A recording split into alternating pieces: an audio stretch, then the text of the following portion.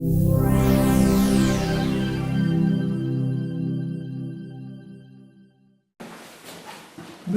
Jacques Chave, Madame Chantal Boll, Monsieur Yvon Alec et Monsieur Bernard Joudon, nous vous remercions d'avoir accepté l'invitation de Vence-Info.mag pour célébrer la médaille qui vous a été attribuée à Nice et qui sanctionne votre action dans le bénévolat. Vous avez tous les quatre reçu cette médaille distribuée par l'association d'encouragement aux bénévoles méritants à des titres divers pour le patrimoine religieux, pour les anciens combattants, pour la Croix-Rouge et pour votre action dans le cyclisme. Donc nous sommes réunis pour célébrer cet événement qui est une fête pour Vence et puis nous en profiterons pour cerner un peu plus, un peu mieux ce qui vous amène à participer à cette vie associative. Et nous allons officier en présence de Madame Féty, adjointe au maire, déléguée au sport, à la vie associative et au jumelage. Voilà donc le cadre établi. Nous avons un bon moment à passer ensemble. Nous allons échanger et vous pourrez aussi échanger entre vous, bien entendu. La première question sera adressée à Madame Féty. Pourriez-vous, en quelques mots, en quelques chiffres, nous situer l'action associative dans la ville de Vence? Un guide de ces associations vient d'être publié.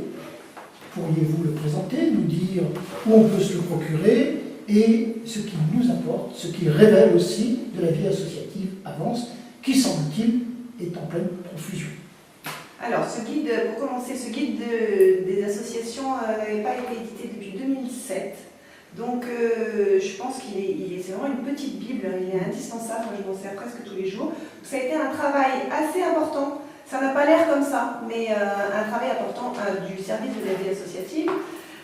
Voilà, pour checker toutes ces associations qui voulaient apparaître. Elles n'y sont pas toutes, il y a des associations qui œuvrent un petit peu seules, mais il y a en tout cas près de 100 associations qui travaillent avec nous. Donc, ce guide, vous pouvez vous le procurer évidemment à la ville, au service de la vie associative, à l'office du tourisme. Voilà, on l'a édité en de nombreux exemplaires. Ensuite, la ville, que fait la ville pour la vie associative? Déjà, elle a un service. Toutes les communes n'ont pas de service de la vie associative et une adjointe, en l'occurrence, non plus, ce n'est pas le cas de toutes les communes. Alors, vous connaissez évidemment le rendez-vous de septembre qui est le forum des associations. Je pense, ce qui est organisé par la ville, et un moment phare pour les associations. Et puis, nous les aidons, les associations, de leur communication. Voilà, ils peuvent nous envoyer leurs informations. Nous, on dispatche à tous les services et à toutes les autres associations.